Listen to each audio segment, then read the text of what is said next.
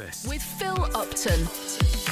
Now, Thursday morning means a look at movie releases across Coventry and Warwickshire this upcoming weekend. Time to get some film recommendations with Stratford-upon-Avon based movie critic James Luxford joins us again this morning. Morning, James. Good morning. I'm guessing Lorna last week spoke to you about the Will Smith thing.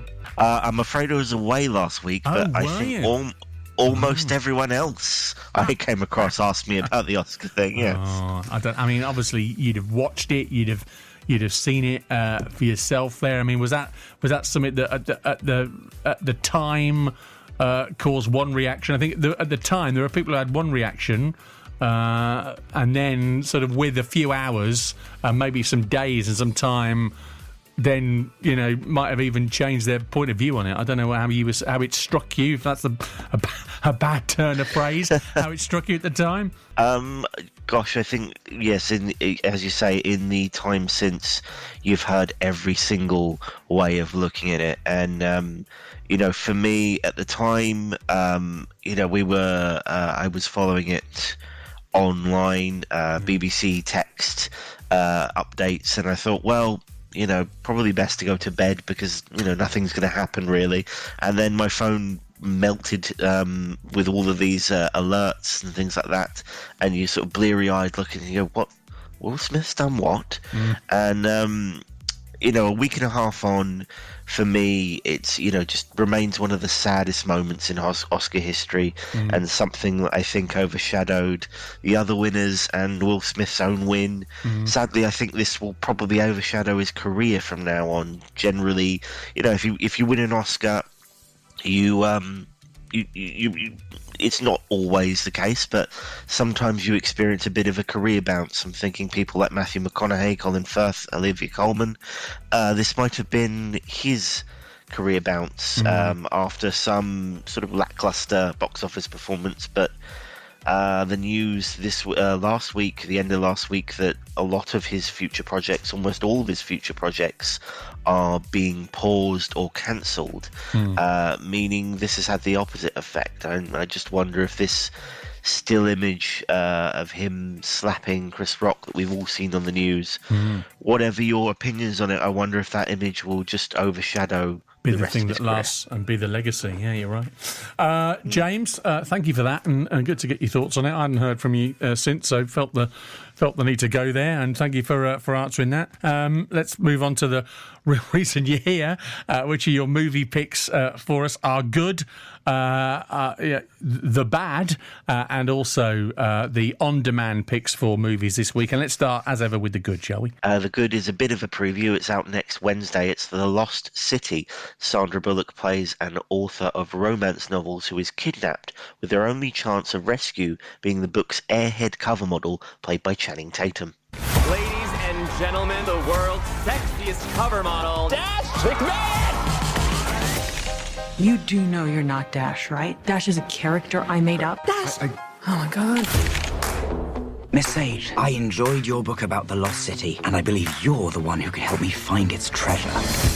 You heard a little bit there of Harry Potter star Daniel Radcliffe also stars in this, doesn't he? He does, as plays sort of the film's villain, I suppose, the person who ends up kidnapping Sandra Bullock's character. And I just thought this was great fun. If you remember the 80s sort of action comedy, Romancing the Stone, it's a lot like that. With elaborate scenes and a lot of comedy, elaborate action scenes, should I say. Sandra Bullock and Channing Tatum are just both so much fun to watch. There's a cameo from Brad Pitt, which I won't talk too much about because it'll be a spoiler. And Daniel Radcliffe, as I say, as the film's villain, is a lot of fun. Looks like he's really enjoying himself in something a bit more devious, a little bit more sneaky. It's not the deepest film in the world, but it's a very entertaining and good escapism as we go into what is the summer blockbuster season for the movie industry.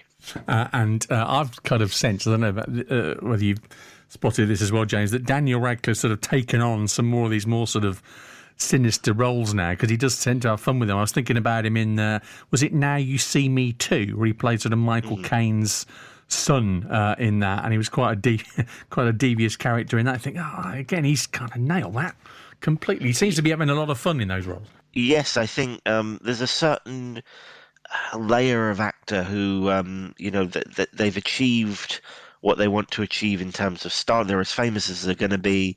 They've made presumably as much money as one can wish to make, and they have a little bit of an open road in terms of what they want to do.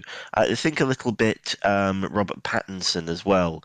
Prior to Daniel Radcliffe, he was just making independent films that interested him, and it's a little bit similar here with Daniel Radcliffe in that he's making projects that he seems to really be interested in, and that really comes across.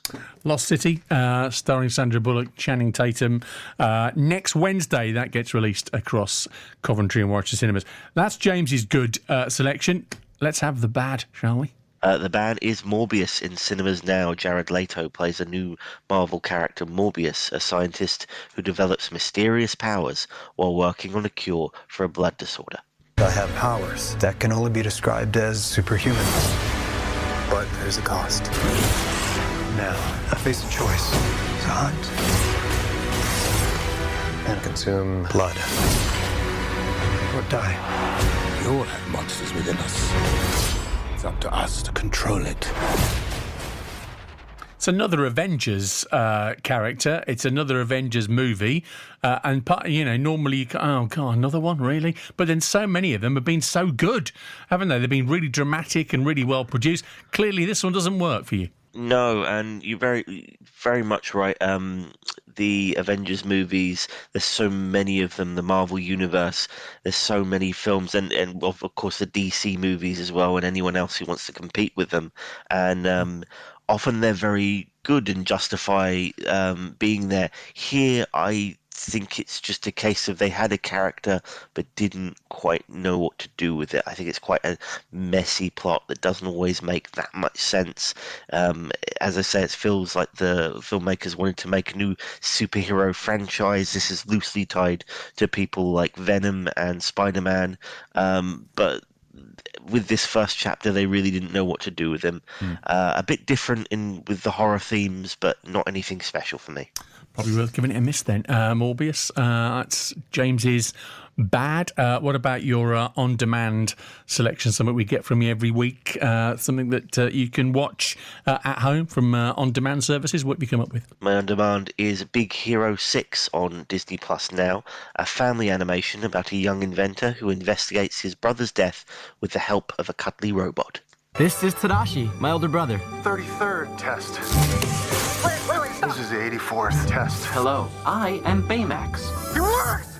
Oh, this is amazing! He wanted to help a lot of people. I would like to help. Scan complete. You are experiencing mood swings. Diagnosis, puberty. Whoa, what?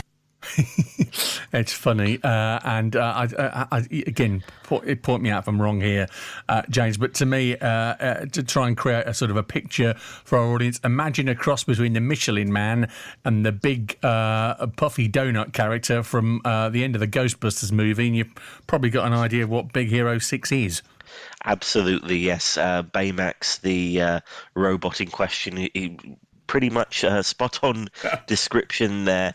Very cuddly, very adorable character who just seems to just win your heart straight away. And the film is great fun.